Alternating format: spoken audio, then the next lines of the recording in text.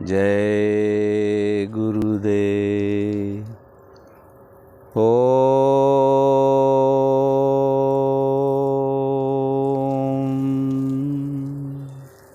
गुरुर्ब्रह्मा गुरुर्विष्णु गुरुर्देव महेश्वरा गुरुर्साक्षात् परं ब्रह्म तस्मै श्री गुरुवे नमः।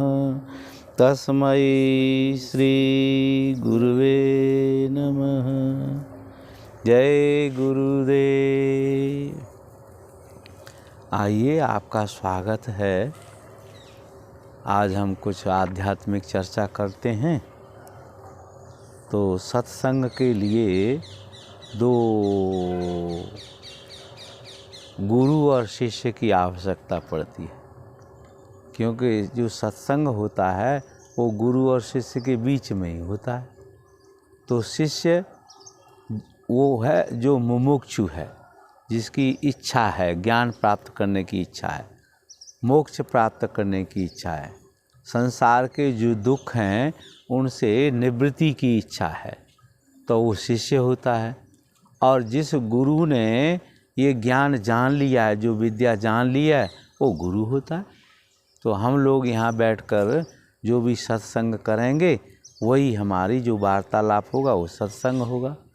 तो अब आपके मन में कुछ ऐसी बात हो तो आप उसको पूछ लीजिए, करिए, कुछ प्रश्न आने दीजिए। गुरुजी, जैसे कि हम कहते हैं कि हम प्रकृति के पंच तत्वों से बने हैं जी, और प्रकृति खुद ही बहुत समझदार है। हमें चोट लगती है तो दवाई तो बाहरी चीज़ है, बट वो अंदर ही अंदर रिपेयरिंग जी शुरू कर जी देती है। जी जी। तो अगर प्रकृति इतनी समझदार है तो जैसे धीरे धीरे हम बोलते हैं कि हमारा श्वसन का तरीका बदल गया। पहले हम लंबी सांस लिया करते थे, अब धीरे धीरे हम छोटी छोटी और बहुत छोटी सांस लेने लगे हैं। तो क्या इसका वजह ये भी हो सकती है कि जो कि हमारी एयर क्वालिटी इतनी ख़राब हो गई है, तो हमारी बुद्धि ने हमें खुद ही बताया कि इतनी ख़राब एयर क्वालिटी को इतना डीप सांस लेने की कोई ज़रूरत ही नहीं है, तो इसीलिए उसे यहीं तक लेके यहीं तक निकाल दो। ऐसा भी हो सकता है? देखो, इसमें दो प्रश्न हैं। पहली बात तो आपकी ये जिज्ञासा है कि प्रकृति जो है इतनी समझदार है। ये बात सत्य है कि प्रकृति जो है सर्वश्रेष्ठ समझदारी रखती है, क्योंकि जो प्रकृति का प्रथम जो रूप है वो बुद्धि है। मनुष्य में, मानव जीवन में जो प्रकृति का पहला जो फॉर्म है, जो उसका प्रकटीकरण रूप है, प्रकट रूप है, वो बुद्धि है। और बुद्धि निर्णय करने की शक्ति को कहते हैं। अच्छा बुरा या दुखों से मुक्त होने के लिए बुद्धि ही निर्णय लेती है ना। तो प्रकृति तो स्वयं बुद्धिमान है ही, और ये बात आपकी सत्य है कि उससे बड़ा कोई श्रेष्ठ है नहीं। अब दूसरी बात आपकी यह है जो श्वास से संबंधित है, कि पहले समय में प्रकृति बहुत शुद्ध थी, इसलिए लोग लंबी और गहरी श्वास लेते थे। हो सकता है कम श्वास भी लेते हों, क्योंकि श्वास का जो उद्देश्य है वो प्राकृतिक जो जीव तत्व है, प्राण तत्व है, उसको प्राप्त करना ही हमारा उद्देश्य है ना। हम क्यों जीवित रहते हैं? जीवन शक्ति से। जीवन शक्ति कहाँ है? प्रकृति में। या प्रकृति के जो 5 तत्व हैं वही जो है प्राण तत्व हैं। जो प्राण है, जिसे हम जीवन ऊर्जा कहते हैं, जीवन शक्ति कहते हैं, और प्रकृति वो प्राण ही है। प्राण को ही हम प्रकृति कहते हैं ना। आध्यात्मिक जगत में प्राण को ब्रह्म माना गया है, और प्राण जो है ब्रह्म की शक्ति भी माना गया है। इसी प्रकार से पुरुष जो है, पुरुष की जो शक्ति है वो प्रकृति है, और प्रकृति और पुरुष दोनों मिलकर जीवन जो है जीते हैं, या उन दोनों का मिलन ही जीवन है। पुरुष और प्रकृति का मिलन जो है वही जीवन है। तो जो भी सृष्टि में जीवित चीज़ दिखाई दे रही है वो पुरुष और प्रकृति के संयुक्त रूप की वजह से है। तो श्वास जा लेना और देना है वो चित्त की चंचलता और शरीर की क्रियाओं से भी संबंधित है, उन पर निर्भर करता है। चित्त अति चंचल होगा तो आपको श्वास की ज़्यादा ज़रूरत होगी, क्योंकि कार्य के लिए ऊर्जा की ज़रूरत होती है। तो जितना कार्य बढ़ेगा उतना ऊर्जा की खपत भी ज़्यादा होगी, है ना। इसको हम ऐसे भी समझ सकते हैं कि हमारा जो मन है और जो तन है ये एक बायो मशीन की तरह काम करते हैं, एक जीवित मशीन की, ये जीवन मशीन है समझ लीजिए। तो जीवन मशीन जो है यदि कार्य ज़्यादा करेगी तो उसको ऊर्जा की भी ज़्यादा ज़रूरत होगी, है। जैसे मशीन काम करती है तो उसको बिजली की और उसको तेल की या उसके भोजन किसी भी रूप में हो सकता है, भोजन की ज़्यादा ज़रूरत पड़ती है। तो पहले समय में जैसी हम कल्पना करते हैं कि पूर्व समय में ये प्रकृति बहुत शांत थी, तो शांत थी इसीलिए मनुष्य भी शांत रहे होंगे, तो वो लंबी और गहरी और थोड़ी सांस लेते होंगे। और एक सिद्धांत और है कि जितनी सांस कम लेंगे, जितना हम कार्य कम करेंगे, उतना हमारा जीवन लंबा भी होगा, दीर्घजीवी होंगे। आजकल के समय में वैज्ञानिक लोग परीक्षण करते हैं तो देखते हैं कि जो जीव जितनी गहरी और धीमी श्वास लेता है उतना उसका मन और शरीर शांत रहता है और वो दीर्घजीवी हो जाता है। एक और सिद्धांत इसके साथ जुड़ा हुआ है कि प्रत्येक व्यक्ति की जो श्वास हैं जीवन में वो निश्चित हैं। तो जो जल्दी जल्दी अपनी सांस खर्च करेगा उसका जीवन जल्दी खत्म हो जाएगा। तो हम लेकिन हम प्राकृतिक सिद्धांत में विश्वास करेंगे, वो ये है कि जितना कर्म अधिक उतनी श्वास की गति तेज, और जितनी कर्म जो है कम होगा, शांति होगी चित्त स्तर पर और मन शरीर के स्तर पर, उतनी श्वास जो है ना कम होगी, गहरी होंगी। दूसरी एक बात आपने कही कि शुद्धि और अशुद्धि की बात है। ये भी हो सकता है कि शुद्ध श्वास जैसे ईंधन होता है ना, तो जो शुद्ध पेट्रोल होता है वो थोड़े से ही ज़्यादा शक्ति पैदा करता है। देखो हवाई जहाज़ों में बहुत उच्च कोटि का जो है ना शुद्ध तेल प्रयोग होता है। जो मोटे इंजन हैं, भारी इंजन हैं, उनमें जो है ना पेट्रोल प्रयोग करते हैं। फिर उनसे भी जो थर्ड क्लास बिल्कुल निम्न स्तर के होते हैं उसमें ऑयल जो है ना, क्रूड ऑयल और इस तरह के जो कच्चे तेल हैं उनका प्रयोग करते हैं। तो ये भी बात अच्छी है और ये समझने जैसी है कि जिस समय या जहाँ शुद्ध वायु होगी वहाँ आदमी थोड़ी भी सांस ले, शांति से सांस ले, कम भी ले, तो उसका कार्य उससे चल सकता है ना। तो श्वास का सिद्धांत तो वैसे सीधा सीधा योग की दृष्टि से देखें हम तो श्वास का सिद्धांत कार्य से जुड़ा हुआ है। जितना चित्त और शरीर चंचल होगा उतनी श्वास की प्रक्रिया तेज होगी। जितना शरीर और चित्त शांत होगा, इंद्रियों में गति कम होगी, उतना जो है आपका प्राण भी शांत होगा। और यदि मन बिल्कुल शांत हो जाए तो श्वास अपने आप निरुद्ध हो जाएगा। उसी को हम कुम्भक कहते हैं, उसी को प्राणायाम कहते हैं। तो कुम्भक जो है वो क्या है कि जो गति वाला प्राण है वो शांत होकर जो शांत प्राण है उसमें मिल जाता है। अर्थात उनके नाम हम देखें तो उदान प्राण, अपान प्राण, ये दोनों क्रिया के प्रतीक हैं। प्राण जो है हमारा हृदय में प्रकट होता है, या वो शक्ति जो है हमारे हृदय में या चित्त में या शरीर के क्षेत्र में नाभि में वो प्रकट होती है, और वो प्रकट होकर फिर कार्य के रूप में बदल जाती है। कार्य जो है वो शरीर के लिए आवश्यक है। बिना कार्य किए हुए शरीर जीवित नहीं रह सकता, क्योंकि अगर कार्य शरीर नहीं करेगा तो भोजन भी नहीं लेगा, तो भोजन नहीं लेगा, कार्य नहीं करेगा तो वो शरीर जीवित न होकर मृत हो जाएगा। या मृत शरीर ऐसा हो जाता है, मरा हुआ शरीर न सांस लेता है, न कार्य करता है, न खाता है, न कुछ करता है, हैं? तो इस तरीके से हमें इस आपके प्रश्न का उत्तर हम समझ सकते हैं कि जितनी क्रिया उतनी श्वास तेज। देखो, जब हम कोई भारी कार्य करते हैं, जैसे दौड़ते हैं या अन्य कोई भारी कार्य होते हैं जिनमें हमारे शरीर का जो है नियोजन बहुत ज़्यादा गहराई से करना पड़ता है, तो हमारी श्वास बढ़ जाती है। अंग प्रत्यंग जितने क्रियाशील होंगे उतना हमारी श्वास की गति बढ़ जाएगी, उतनी हमें ऑक्सीजन की, प्राणवायु की ज़्यादा ज़रूरत होगी। और जितना शरीर शांत होगा, तो देखो योग कहता है कि आसन माने बैठ जाना, शांत बैठ जाना। तो आसन में बैठने से ही प्राणायाम होने लगता है, अर्थात आपका प्राण जो है नियंत्रित होने लगता है, शांत होने लगता है, श्वास की गति कम होने लगती है।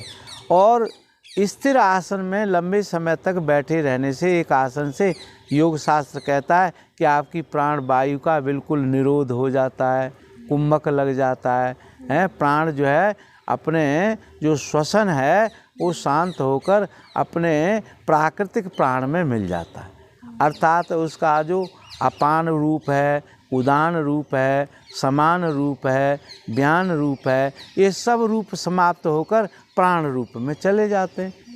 तो प्राण का जितना फैलाव होता है उसी को हम जो है ना आयाम कहते हैं ना, प्राणायाम या प्राण आयाम।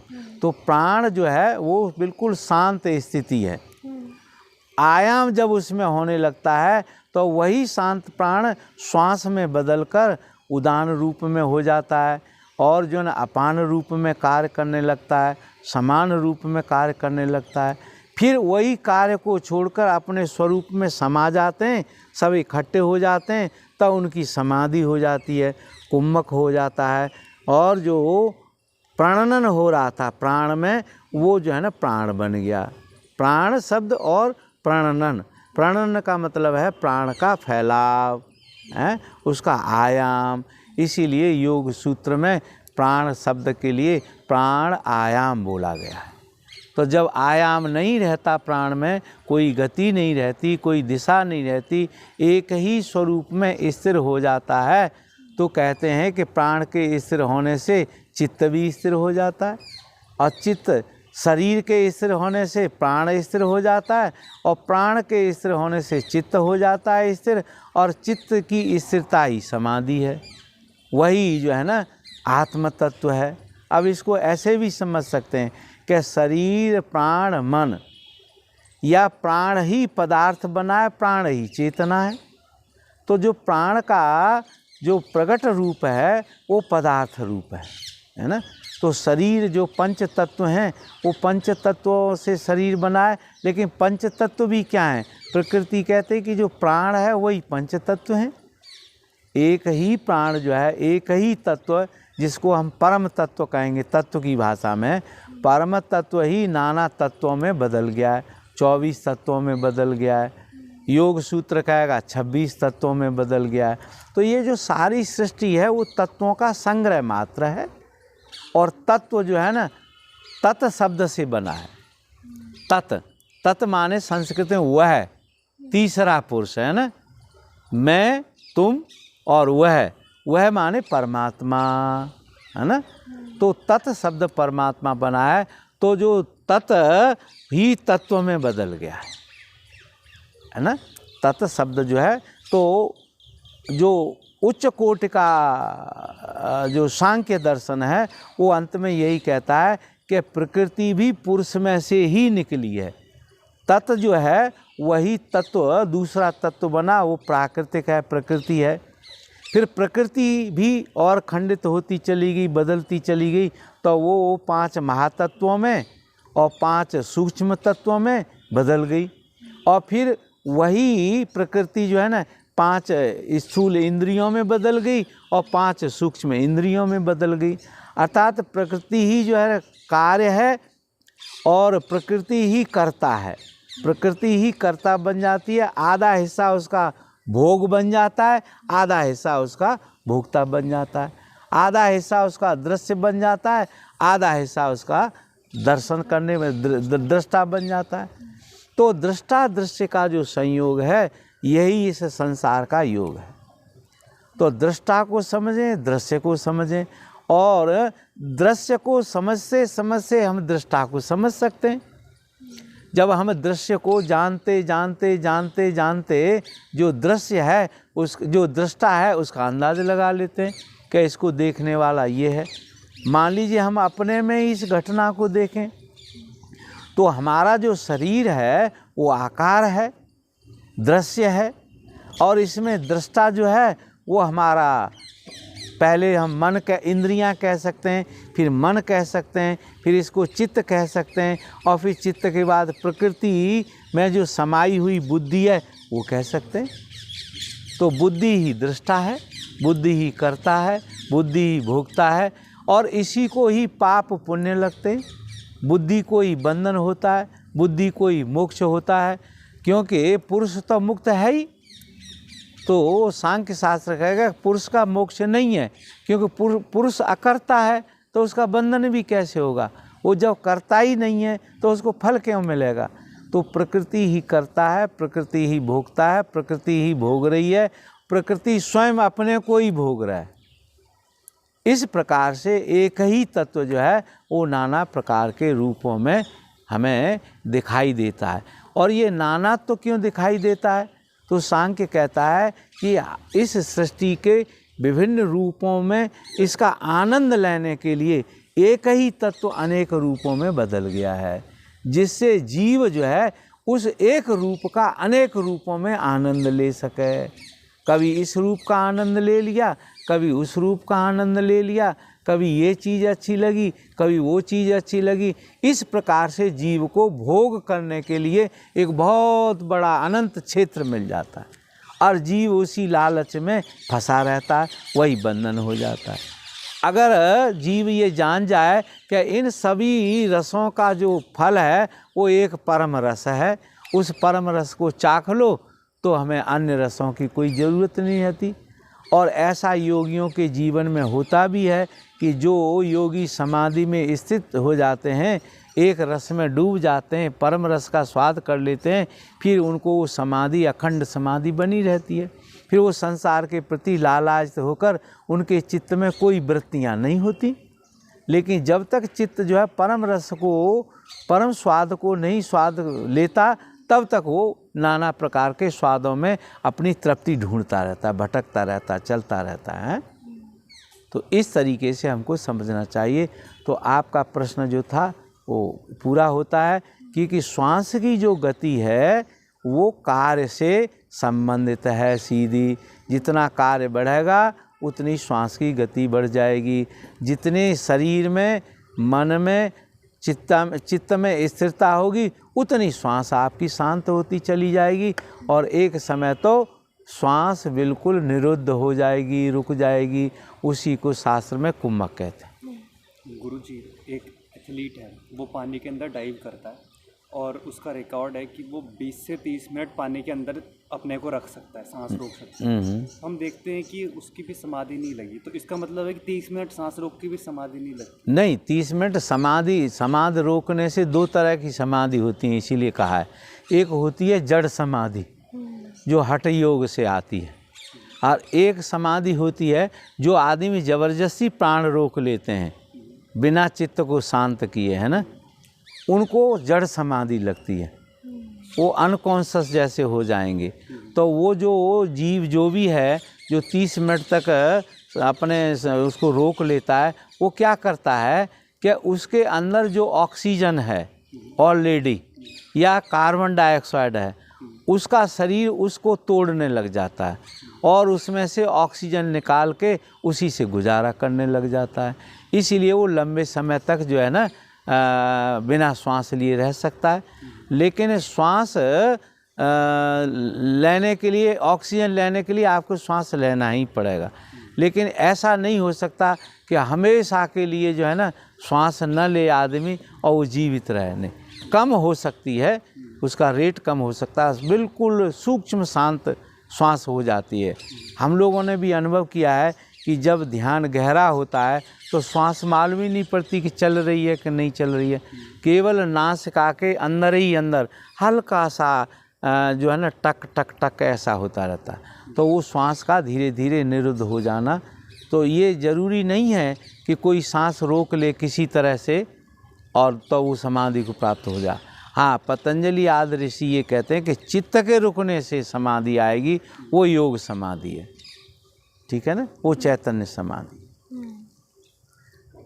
तो गुरुजी, मेरे जो प्रश्न में बात का पार्ट था वो इससे ये भी मैं पूछना चाह रही थी कि अगर जिन क्षेत्रों में वायु की क्वालिटी बहुत ही ख़राब है वहाँ पे प्राणायाम करना सही भी है? हाँ, वहाँ प्राणायाम करना सही है, क्योंकि थोड़ी सांस से आपको अधिक शुद्ध प्राण मिल जाएगा, और शुद्ध प्राण मिल जाएगा तो आपका शरीर अच्छा रहेगा, स्वस्थ रहेगा, शरीर ज़्यादा क्रियाशील रहेगा, है ना। और यदि आप वहाँ प्राणायाम गंदी जगह में प्राणायाम करते हैं जहाँ वायु प्रदूषित है, तो उसमें आपको जो है ना प्राण शुद्ध कम मिलेगा, तो वो आपके जो है क्रिया के रूप में कम बदलेगा। तो जितना स्वच्छ प्राण उतना प्राणायाम जो है ना अच्छा, और उससे आपको थोड़े प्राणायाम से ज़्यादा शक्ति मिल जाएगी। तो वहाँ करना चाहिए, अशुद्ध जगह में नहीं करना चाहिए, ये तो कहा गया है ना। जिन शहरों की क्वालिटी एयर क्वालिटी बहुत ख़राब है वहाँ पे हम अगर योगा टीचर्स हैं हम तो उनको हम प्राणायाम कराएं या साधना की? नहीं, देखिए उनको हम सलाह दे सकते हैं, लेकिन समस्त परिस्थितियों को तो हम नहीं बदल सकते, समस्त जीवों की परिस्थितियों को हम अनुकूल परिस्थिति नहीं दे सकते, क्योंकि उसके पीछे उनका बहुत सारा प्रारब्ध कर्म, उनका सोच, बहुत सारी चीज़ें होती हैं। मान लीजिए हम दिल्ली शहर में किसी को योग सूत्र पढ़ाना चाहते हैं या योग कराना चाहते हैं, तो हमें उसको हमारा ज्ञान होने की वजह से हम उसको सलाह तो दे सकते हैं कि भाई दिल्ली में प्राणायाम करने से अपेक्षा ऋषिकेश में करोगे या और हिमालय में जाके आगे करोगे या शुद्ध क्षेत्र में करोगे तो आपको ज़्यादा लाभ होगा। अब उसको निर्णय लेना, उसकी परिस्थिति का निर्णय लेना है, या आप उसकी कितनी सहायता कर सकते हैं, तो हम उसको सलाह तो दे सकते हैं, लेकिन कराना तो इसके लिए आवश्यक है कि कुछ से कुछ ही अच्छा है। जो कोई कुछ नहीं कर रहा और गंदी जगह में ही रह रहा है तो उसके लिए कुछ करना ही ठीक है, तो उसको करा सकते हैं। ऐसा नहीं कह सकते कि भाई दिल्ली में किसी को हम योग कराएंगे ही नहीं, या यहाँ की परिस्थिति ठीक नहीं। अरे 10% ठीक है तो 10% ही लाभ होगा, तो उनको सिखाना तो हमारा सबका काम है। और धीरे धीरे आदमी अभ्यास करते करते कठिन परिस्थितियों में भी जो है ना योग की साधना को कर सकता है, तो कुछ से कुछ ही भला। कुछ लेखकों का कहना और मानना है कि अगर हम सांस को गहरा लेते हैं तो ज़्यादा बेहतर है, ऐसा ही मेधावी ने पढ़ा होगा। लेकिन मेरा अनुभव ये कहता है कि योगियों की भी और प्राणायाम अभ्यासियों की भी सांस छोटी हो ही जाती है और दिन भर भी सांस छोटी रहती है और उसी से स्वास्थ्य नहीं, वो उसका कारण है कि जितने वो शांत रहेंगे उतनी श्वास छोटी, उसका आयाम जो है ना बड़ा न हो के छोटा हो जाएगा। वो थोड़ी श्वास से ही काम चला लेते हैं, है ना। कोई आदमी 10 रोटी खा के सारे दिन काम करता है, एक आदमी काम करता है तो उसकी डाइट कम हो जाती है, थोड़ा सा ही खा के अपना काम कर सकता है। सीधा सिद्धांत यह है कि आप ईंधन जितना कम उपयोग करेंगे उतना काम कम होगा। ऊर्जा और काम का सिद्धांत है ना कि जितनी ऊर्जा ज़्यादा उतना काम ज़्यादा, जितनी ऊर्जा कम उतना काम कम, जितनी शक्ति कम उतना कार्य कम। कमज़ोर आदमी कितना काम करेगा, कम ही कर पाएगा, बलवान आदमी ज़्यादा काम कर लेगा। तो योगी चूँकि मन से शांत रहता है, शरीर से शांत रहता है, इसीलिए उसके लिए छोटी श्वास से ही काम चल जाता है। उसका प्राण जो है ना सूक्ष्म होता चला जाता है, बहुत गहरी श्वास लेने की ज़रूरत नहीं है। लेकिन भारी काम कर रहा है, कोई योगी भी कर रहा है, तो उसको फिर श्वास की गति बढ़ जाएगी। कोई योगी मशीन चलाने लगे, मेहनत का काम करने लगे, दौड़ने लगे, तो उसकी श्वास में परिवर्तन आएगा कि नहीं आएगा? ऐसा असंभव है कि योगी दौड़ता रहे और उसकी श्वास की गति बिल्कुल कम बैठे हुए की तरह है, यह असंभव है। तो कठिन कार्यों में श्वास की गति अपने आप बढ़ जाती है, और जितना शांत मन रहता है, शांत शरीर रहता है, शांति में श्वास की गति अपने आप कम होती चली जाती है।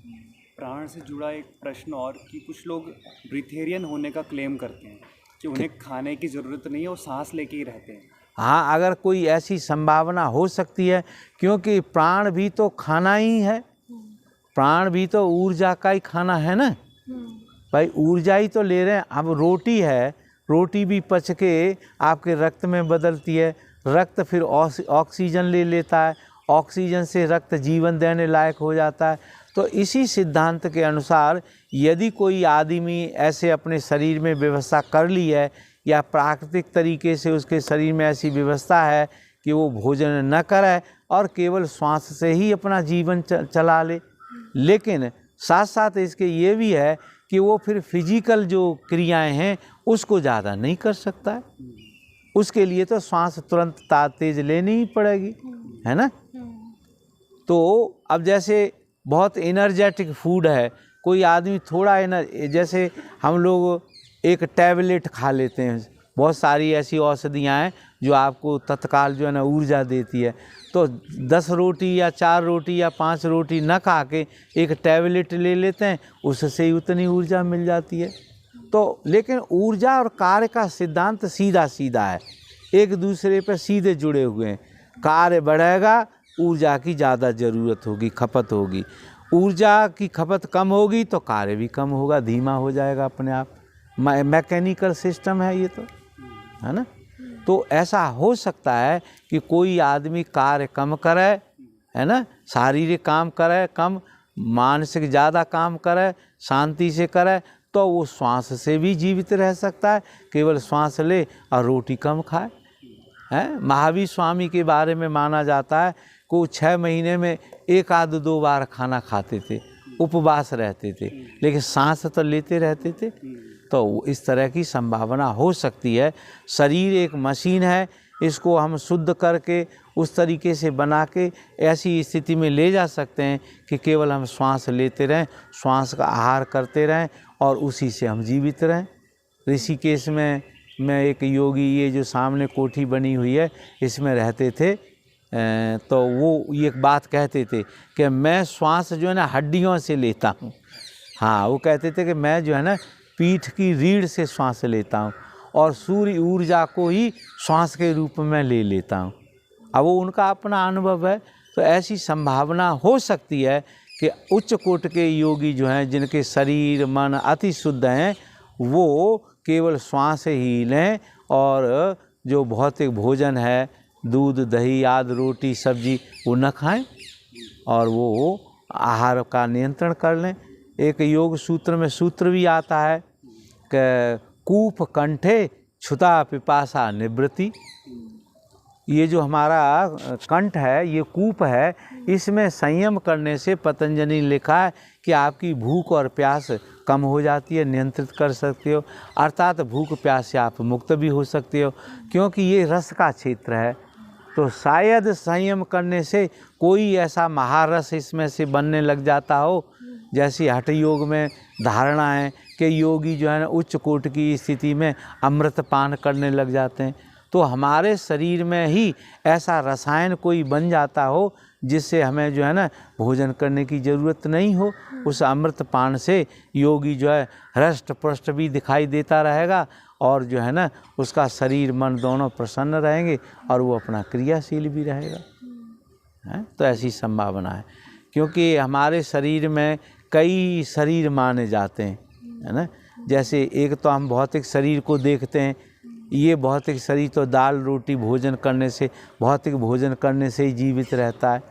एक हमारा मानसिक जीवन है, वो मानसिक जीवन जो है ना वो प्राणवायु से भी जीवित रह सकता है।